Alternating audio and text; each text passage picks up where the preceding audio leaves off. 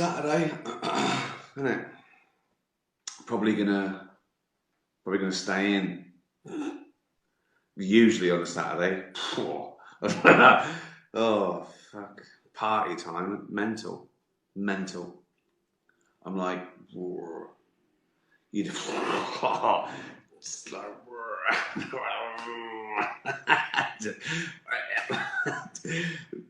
nah, stay in. I stay in every Saturday. Every Saturday for the last sort of 20 or so years. Anyway, but I want to stay in tonight anyway.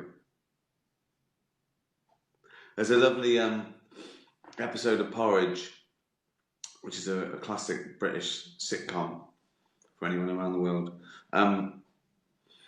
It's a prison comedy, and it's about this guy called Fletcher who he's an habitual criminal, and he gets this young guy, Godber, in his cell, and you realise that his job is trying to make this kid not make the same mistakes.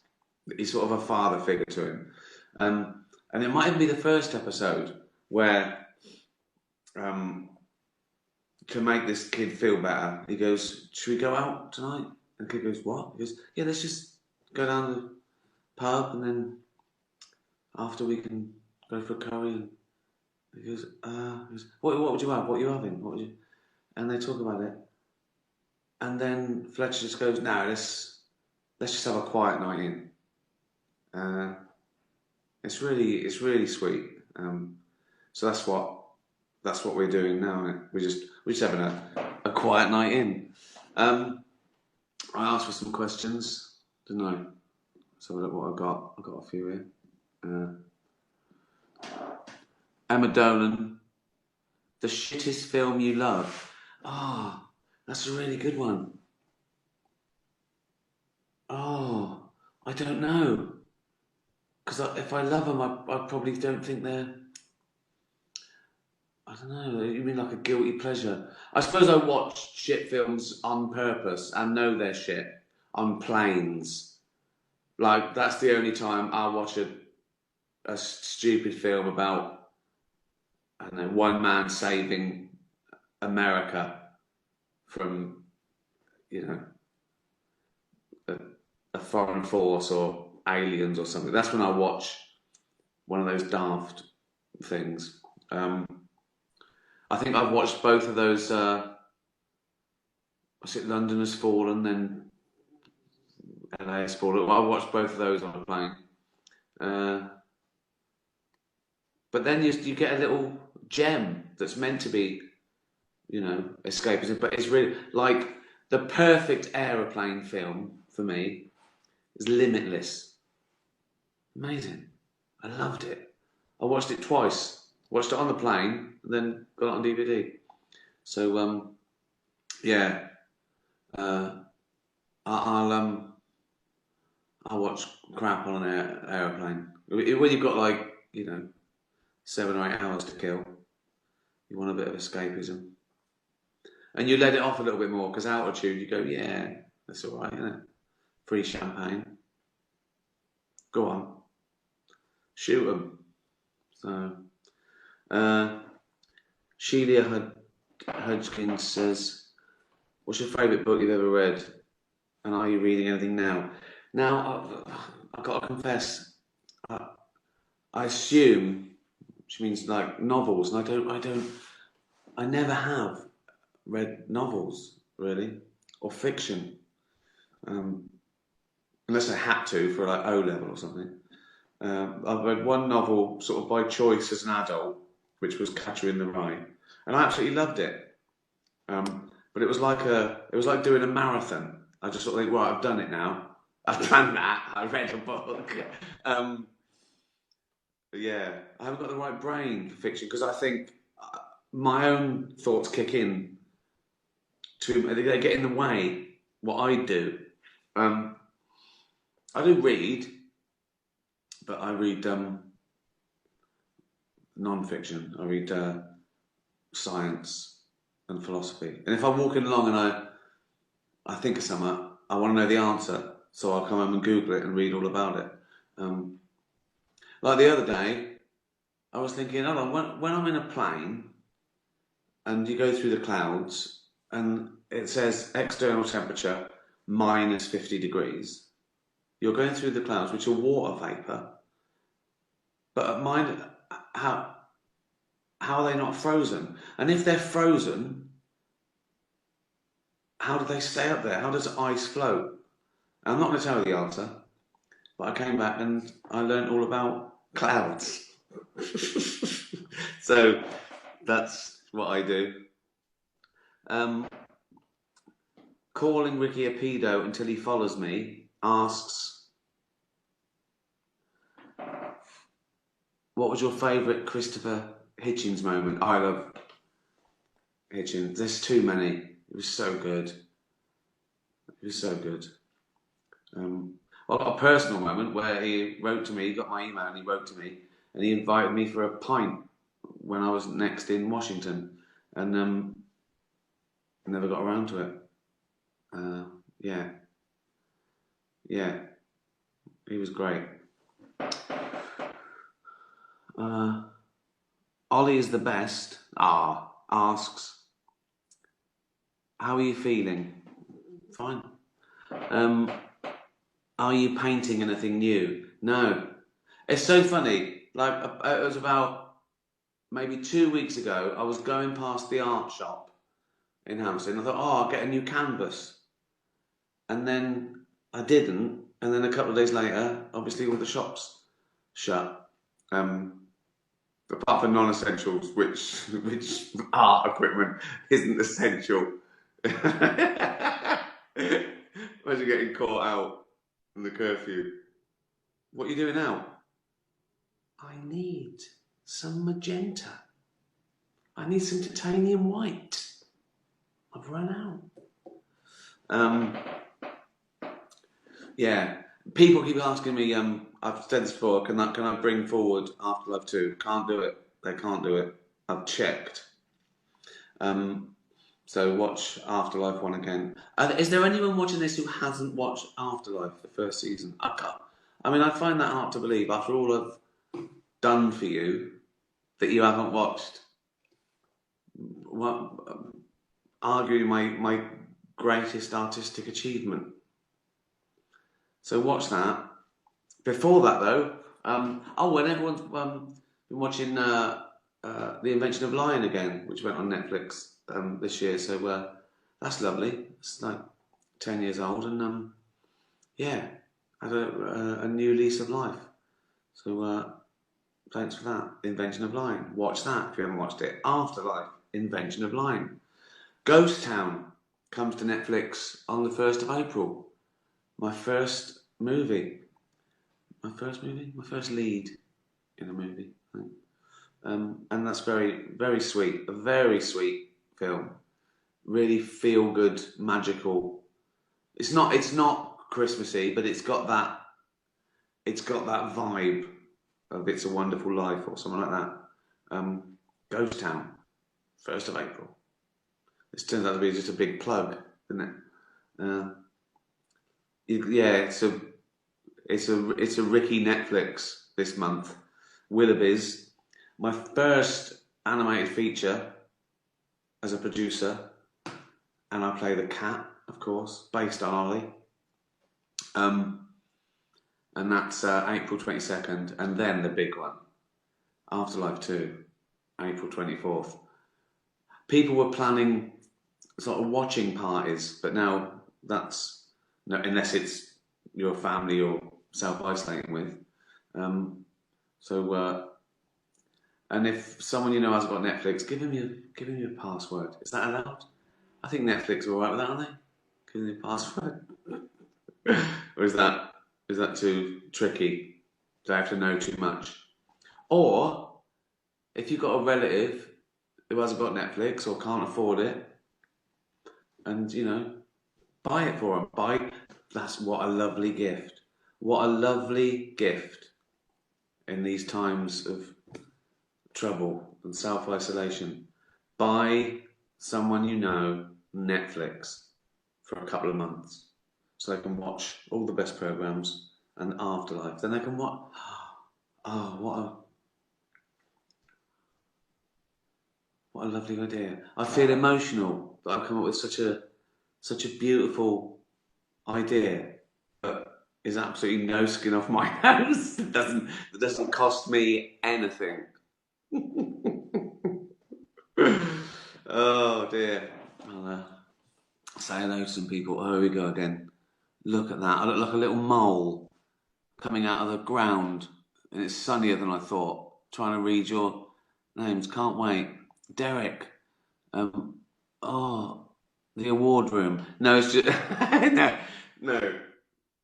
Well, yeah, but it's my study in my house, not my office. That's not in my house, my office. This is just my little. It's sort of, I don't know. It's got a desk. I'm sitting at my desk, and there's lots of awards.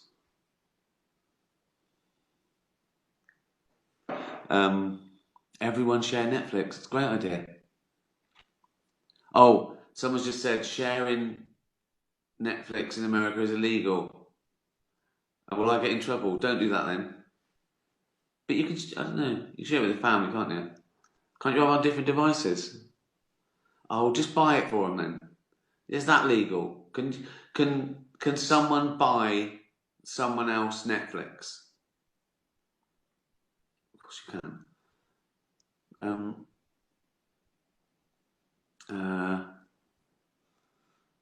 Do you know if your Supernature show at Madison Square Garden is happening? No. May? No. No chance. I can't see it there. But I'll reschedule it. Obviously, they're not cancelled. They're postponed. Ah, you brought the whole town down. Hello from Romania. Hello. Oh, that reminds me. Romania. That's where Paws to Rescue sort of save dogs and stuff. I've got a couple of other charities that you can. I'll put a link at the end. Greyhounds in Need. They're lovely dogs, greyhounds, and they're so badly treated by some industries. And depending on what country they're in, things go from bad to worse when they can't run anymore. And they're such lovely pets and dogs. If you can help out at all, you can follow them or support them. Wild Futures, which is a monkey sanctuary, which is struggling at the moment. It's in Cornwall, and it's been around for I think 50 years or something. And they save primates, and they can do with a bit of help. And always Animals Asia that are really going through it at the moment. Yeah, and now I've heard that there's a stupid rumour that bear bile can cure coronavirus. Oh, let's put their work back 10 years. So yeah, don't forget charities. Even though I know it's tough, everyone's struggling, but yeah, I see it's a couple of quid. It makes a huge difference. Like the other night, at that Pause to Rescue, people were giving a £5 and stuff, and it mounted up to thousands. So thank you so much. I should entertain you. What should I do? What should I do to get you to donate a couple of quid to charity? I've sung a song. Oh, I've run out of jokes, haven't I? About 10 years ago, some would say. Going up the guitar. No, you can't. You can't keep just singing nonsense. The new Bob Dylan song's 17 minutes long. If you're bored. I love Dylan. 17 minutes is a long time.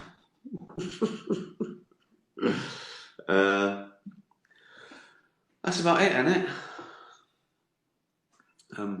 I saw that question that I did the 3 people he'd like to be self-isolated with, doing the rounds. And I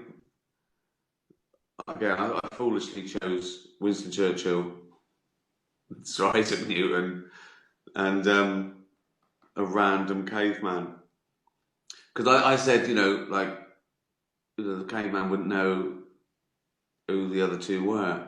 And then someone pointed out, yeah, but Isaac Newton wouldn't know who Churchill was. It's a good point. I'd introduce them.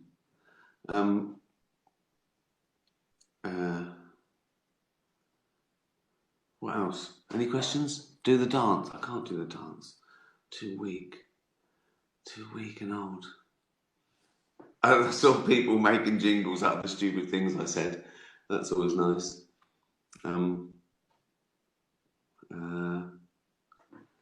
I have 2 golden retrievers. I love dogs. Yeah, I love dogs. Oh, it's so frustrating when you go out for your bit of exercise once a day. All the dogs I used to scruffle. You've got to keep away from people. Sort of way. The dog's thinking, what the fuck's going on? Sing Hamster on a Piano. I'll post a link. It's from Derek. What's Derek? Derek. Nobody's this bored yet. Can I do an impression? Can I? Who do you want? I'll do any impression you want. Call them out. Just call out any impression. I'm like a fucking chameleon. Right? Go on. Right, first one, call an impression out. Right? Right, Clint Eastwood. Okay? Oh, go ahead, punk. Make my fucking day. Go on. Fucking try. See what you fucking do. That's... go on, another one. That's Clint Eastwood. Everyone knows who that is. I didn't have to say it. I'll do one without having to say it, right? Okay? Okay, yeah, right. Okay, I won't say it. So who's this? Are you looking at me? It seems like you're fucking looking at me. Yeah, you better not be fucking looking at me.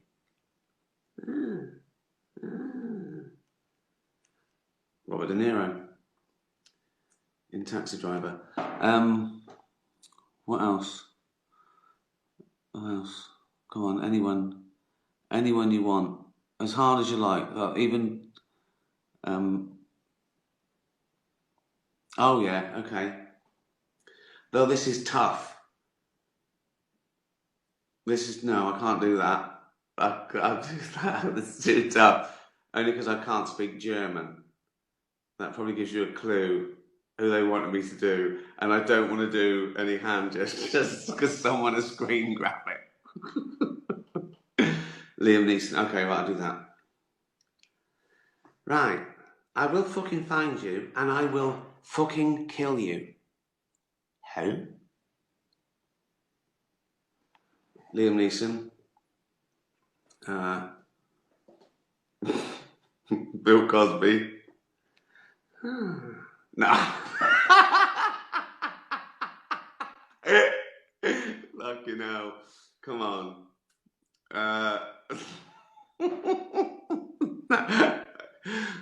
Children might be watching. Come on. Al Pacino. Right, okay, yeah. I can do him in Scent of Woman. Hoo-ah! Right. I can't see, so give us a hand. Give us a hand round here, will you? Hoo-ah.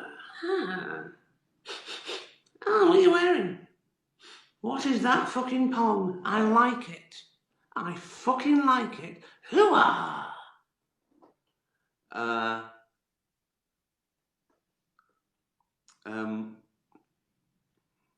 Marilyn Monroe. Oh yeah, that's tough. But I'll do it when she was singing "Happy Birthday" to Kennedy. Happy birthday to you. Happy birthday to you. Happy birthday, Mr. President. Happy birthday to you. And many more. Um, really, the people they're going to be very similar.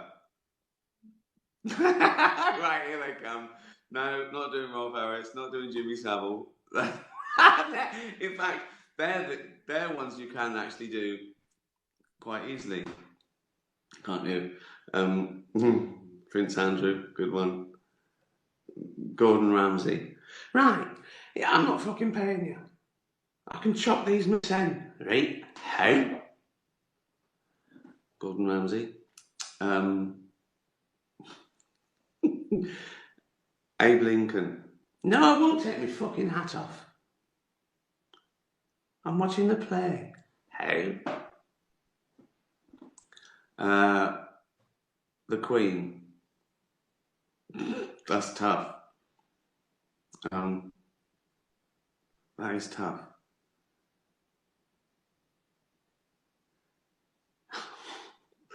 He's a what? Dirty little fucker.